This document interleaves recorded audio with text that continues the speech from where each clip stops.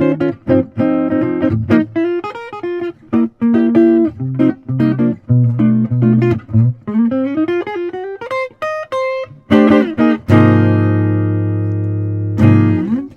get there eventually. How are we doing today? We're going to take a really quick look at 3 different ways of playing the changes. So I made the last video about soloing and some tips on soloing.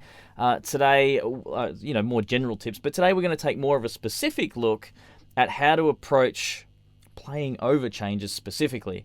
So the 3 main approaches that I want to go through today, the first one is finding a position. So we're going to pick a position and we're going to work the chord tones in that position. This is really useful because it saves you trying to figure this out all over the fretboard, which is a huge task. We can actually kind of boil it down to one area, and it's a little bit more manageable. First, let's just look at taking one position and knocking a few chord tones into place for us to work out. So let's say we're playing all the things you are, the first chord, the first 4 chords. Let's just focus on those. So we've got F minor, we've got B flat minor, E flat 7, okay, and an A flat major 7 or major 6, however you want to play that. So what I'm going to do is I'm going to take that position just of an A flat major. So what I'm going to do, I'm going to take the easiest position for any player who's getting into this stuff and probably just use a major scale.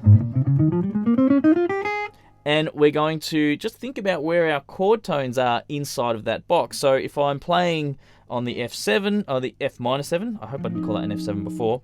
I know the A flat's very relevant because that's the flat third. The C there is the 5th degree. F is obviously the root note. And let's not forget the 7, the flat 7. So when I'm playing in that zone, it's just a major scale.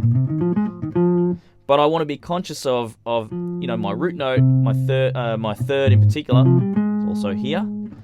So obviously the octave of those that I mentioned, the flat third, we've got our 5th degree, and we've got our flat 7, and our root again. So I want to touch on those when I'm playing over that particular chord. So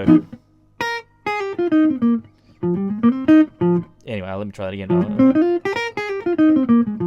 For example, okay, that was a nice little lick. It was very much an arpeggio, but I'm just using little bits of an A flat major scale. So again, this is not, I'm not instructing you really deeply and clearly. These are just concepts. So if you're sort of watching going, whoa, stop explaining that, I can't follow that.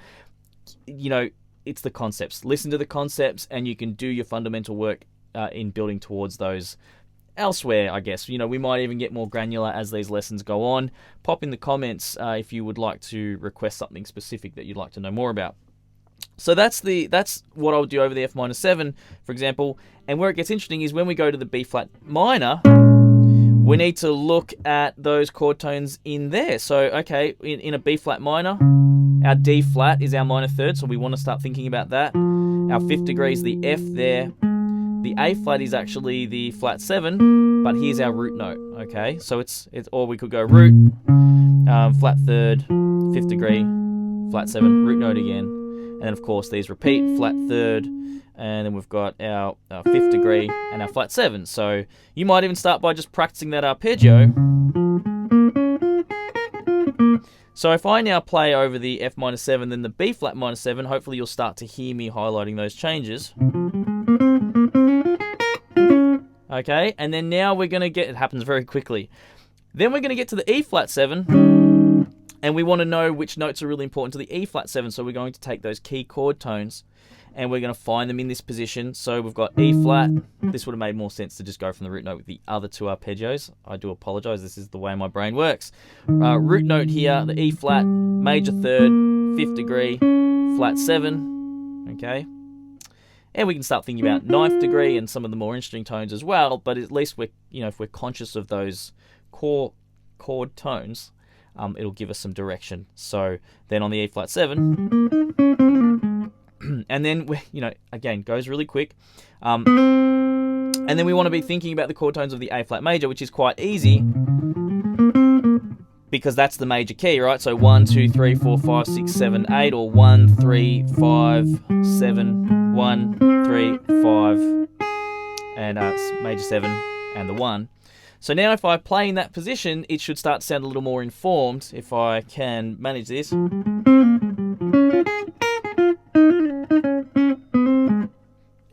Okay, I was happy with that. You know, again, you don't have to nail every chord tone every time. Stuff's going to happen, but you're drawing from a scale that hopefully you roughly know how it sounds, or you should know well how that major scale sounds. So it shouldn't be super difficult to sound reasonably good, because it should be a familiar scale at the very least. Even if you get completely lost, you're not completely lost, because all of those notes are relevant to those chords somehow. So that's the first part I wanted to talk about. So it's like, I guess, positional, you know, putting chord tones into a position. The second one that I mentioned was... What was the second one that I mentioned? So the second thing that I mentioned was actually focusing more on key centers. So you want to have some information to do with those chords, but this one involves a little less thinking, and we just focus a little bit more on key moments of a 4-chord progression. So let's say with that for that progression of all the things you are, you know, we sort of play in A flat, and we know we're in A flat major, but I want to draw your attention to particularly the 5 chord to the 1. So watch this. I'm not going to think about anything until we get to the E flat 7 chord. So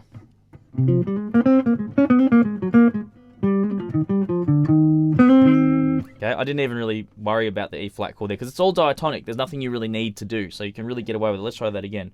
So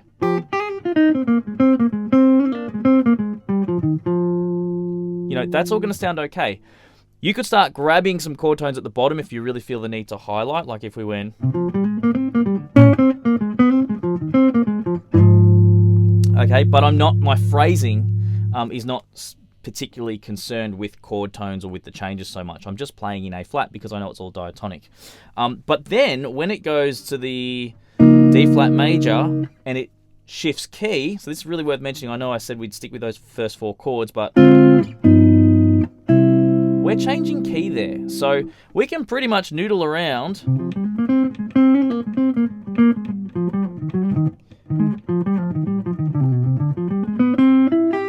until we get to the D minor 7 flat 5, and even more specifically the G7. You would have a great time if you just play in A flat, but then make sure you catch that G7, the D minor 7 flat 5, G7 movement to the C major. That's what I'd really be worrying about, especially if you are. This is great if you're playing with a combo too, but even solo, you'll get away with this, you know, and some cool stuff can happen. So that's just thinking in terms of key centers, and any sort of specific chord tones, or if there's something that's non-diatonic, we can really focus on that. In this case, we're actually just sort of looking towards the key change where we need to play some different notes to show that we do know what's happening with the chords.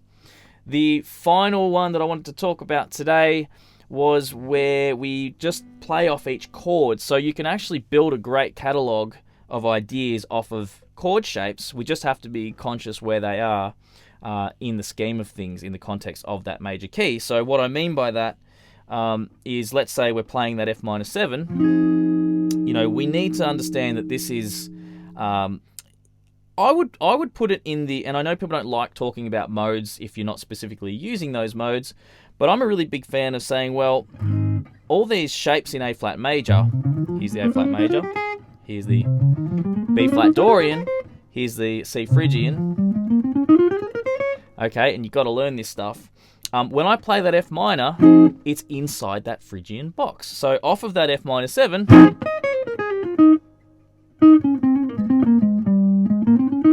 had to really think about that, you can tell, can't you?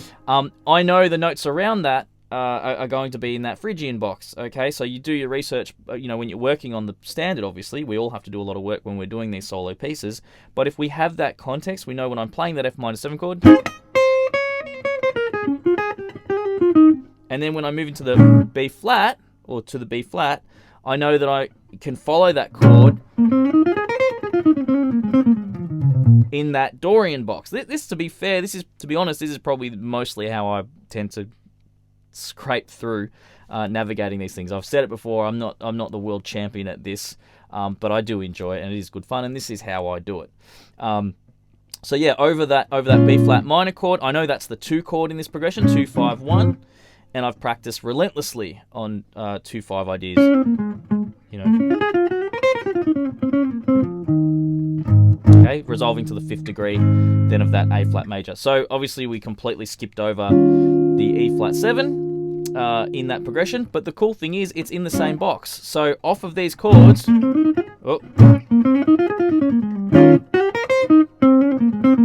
I've got heaps of muscle memory ideas, or at least just a good melodic and harmonic sense, because I've practiced those chords and those scales around them. And then on the major chord, and the good thing is any key I do these in, if I do this in B,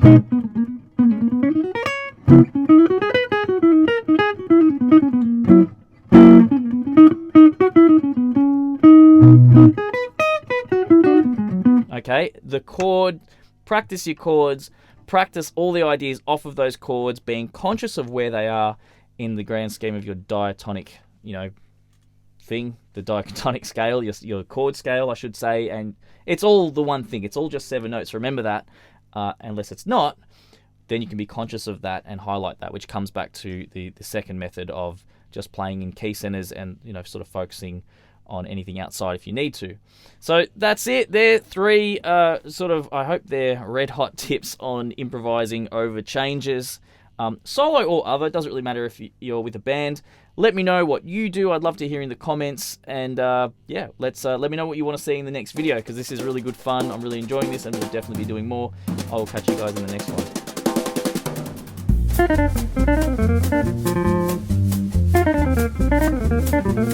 one.